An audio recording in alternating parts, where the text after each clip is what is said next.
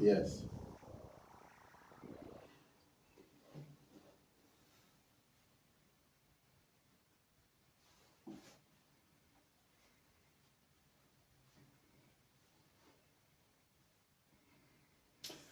God bless you, ladies and gentlemen, precious viewers out there. I really want to greet you this morning, and the Lord bless you. Thank you so much for tuning in to this edition of Apostolic Center on the Torchlighters TV. Today we're going to continue what we started yesterday. We're still continuing on our question and answer session. My name is Dapo Benzoe, and I'm here with Emmanuel.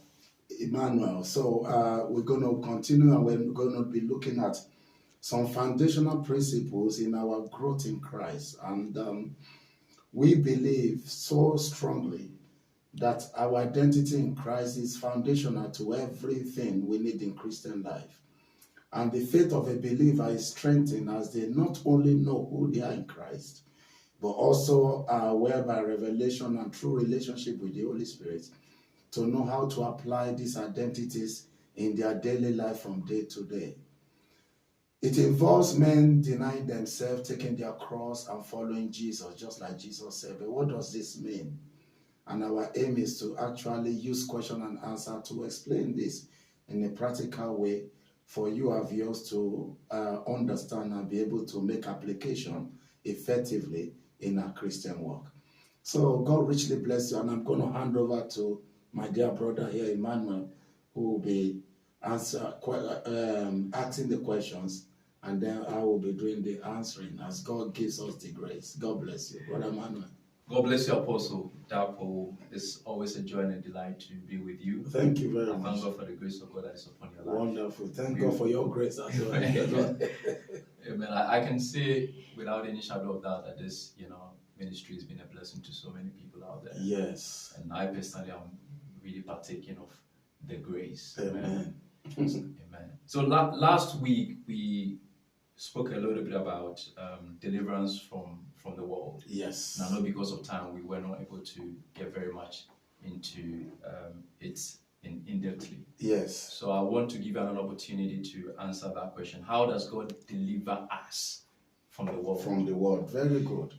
Last week we were able to trash the issue of sin. But when it comes to deliverance from the world, God delivers us from the world through faith. There's a scripture in 1 John chapter 5, verse 4 and 5 that says, whatever is born of God overcomes the world. Now, the first statement says, whatever is born of God overcomes. That is a present continuous tense. Overcomes the world. Then he said, this is the victory that has that's past tense, that has overcome the world, even our faith. Do you get that? So whatever is born of God continually to overcomes the world, but the victory that has overcome the world is faith. That means it's one thing for you to be born of God. It's another thing to develop the faith to manifest the victory. You see, Jesus said, in the world we'll have tribulation. He said, be of good cheer because I have overcome. Praise the Lord. Hallelujah. And so when we got born again, that's why I said, whatever is born of God. We were once born, we were born again. How were we born again? We were born again through the resurrection of Jesus Christ from the dead. Right. 1 Peter chapter 1, verse 3, 4. So we were born. When Jesus was raised from the dead, that was a new creation that was born.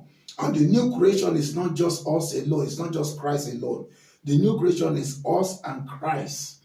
Christ being the head and we being his body. Yeah. Amen. Amen. Now, what happened is that whatever is born of God overcomes.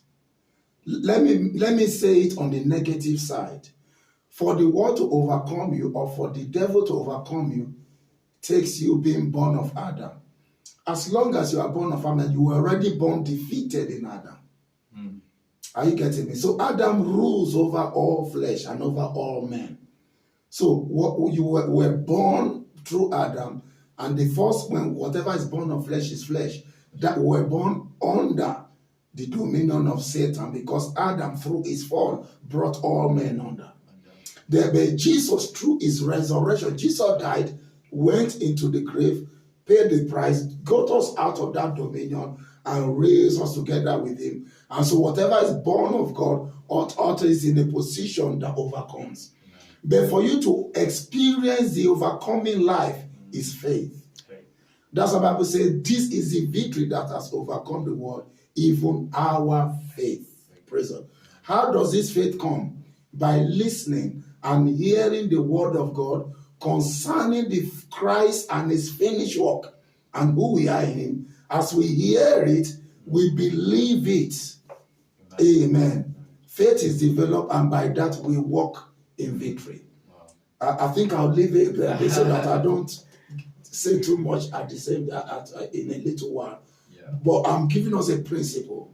Okay. Amen. Okay. You know, I always like to, in a way, I would say bite size, every detailed information that you give. Thank you. Yes. So you mentioned about whatever is born of God. Does that mean whoever is born into this world already overcomes the world?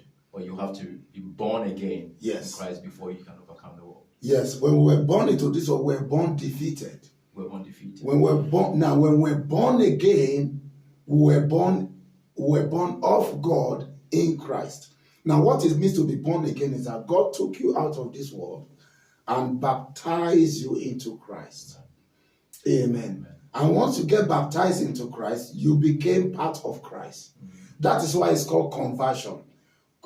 When you say you are converted for one, converted from who you used to be to now who Christ is. That is what, if this is not true, why did God call us members of his body? Is it possible for the member of a body to be different from the person? All the bodies are the same. So for me to be a member of the body of Christ means I have been converted to Christ. Because I was once unholy and Christ is holy. But now I've been baptized into the Christ. So I have put on Christ. I have become who Christ is. Amen. Now, but because I wasn't born like that, I have lived in this world, or we all have lived in this world for 20 years, for 25 years. We have been used to this world. Our memories are full of our life in this world. Our memories and the things we know are full of this world. So when we're born into Christ, our spirit was regenerated. We were one spirit with the Lord. But there is a carryover of the memories, the things that you see in your mind. Amen. Those memories are the things that needs to change. It's called the renewing of the mind. It has to change to who we are in Christ. So how do you do it? By studying, by reading, by believing, by finding out. And that is why we have the Bible. Find out who am I now in Christ. And as God reveals to us, and then we also find out by attending church, by coming together with other believers. Amen. This is why God appoints apostles, prophets, evangelists, pastors, and teachers. Why? Look at why he said it in Ephesians 4. To equip the saints for work of ministry. Edify the body of Christ. Till we all come to the unity of the faith, 1. To the knowledge of the Son of God, 2. What does that lead to? A perfect man, 3. Till we all come to the fullness of the full measure of the stature of Christ. Can you see? How does that mean? Christ is already in our spirit, but he needs to occupy our heart. He needs to occupy our mind. Amen. Because what you remember is what you can act out. Yeah. So even if Christ is in people, if all they can remember is who they were in the world, that is what they will keep acting out until the memory change, until there's a renewal of the mind. Amen. Now, the renewal of the mind, the reading and the word getting into the mind produces faith.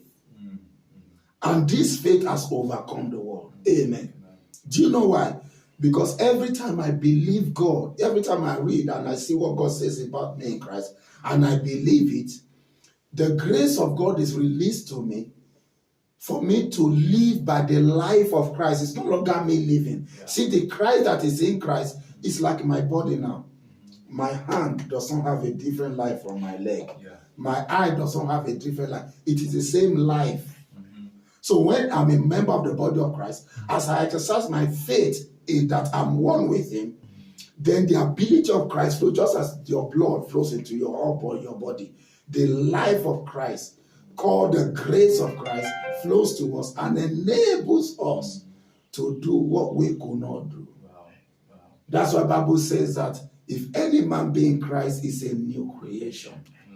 All things have passed away. Then God said, behold, that word behold, all things have become new. It's a command. It is a command that replaced the law. He said, now the command is to behold all things that are new in Christ. Amen. Look at them, study them. Yeah. Then verse 18 says, all these things that are new of us in Christ, they are all of God. Amen. Amen. So there needs to be a rediscovery of who we are. Amen. You now see why Jesus said, unless a man be converted and become like a child, he cannot enter the kingdom of God. Because children learn life afresh. We need to be like a child and learn life. I have a new father. I have a new life. I have new brethren. And I have a new spirit, a new life, a new mind. That's right. Amen. That's right. That's right. Right? Go on. No, Apostle. I don't mean to. Yes, go ahead.